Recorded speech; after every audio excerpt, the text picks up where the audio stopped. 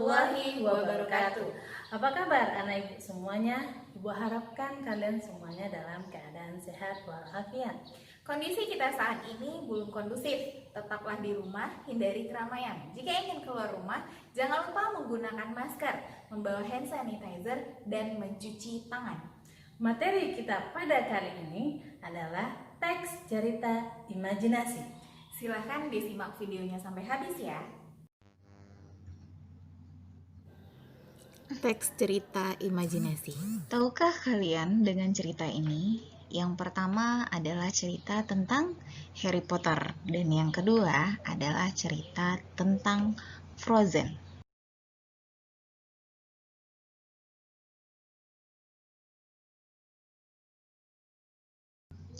Apa itu cerita imajinasi atau cerita fantasi?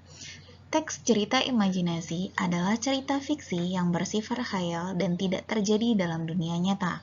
Ciri umum teks cerita imajinasi yang pertama, mengandung keajaiban, misterius, atau keanehan. Yang kedua, ide cerita tidak terbatas.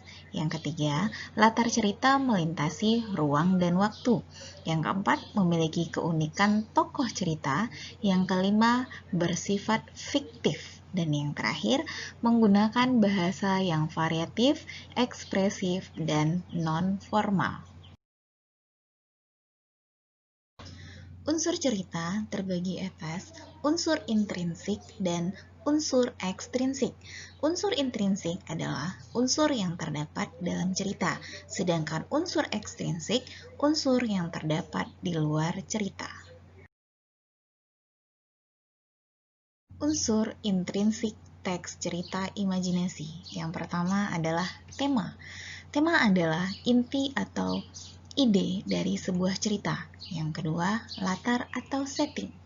Tempat, waktu, serta keadaan yang melatari berbagai peristiwa dalam cerita. Yang ketiga, sudut pandang atau point of view. Cara pengarang mengambil posisi dalam bercerita. Sudut pandang ada dua. Yang pertama, sudut pandang orang pertama. Pengarang memakai istilah aku atau saya.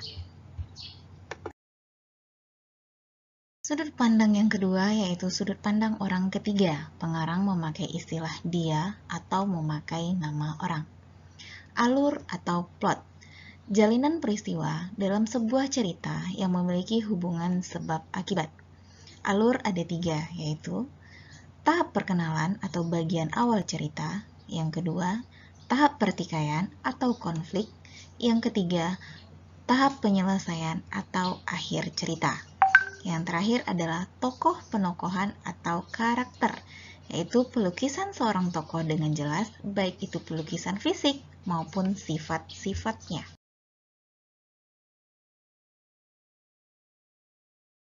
Langkah-langkah dalam bercerita. Yang pertama, pahamilah unsur intrinsik cerita tersebut. Yang kedua, catatlah rangkaian peristiwa di dalamnya secara urut. Yang ketiga, menceritakan kembali dengan kalimat sendiri. Yang keempat, pastikan bahwa isi ceritamu sama dengan cerita yang kamu simak atau dibaca.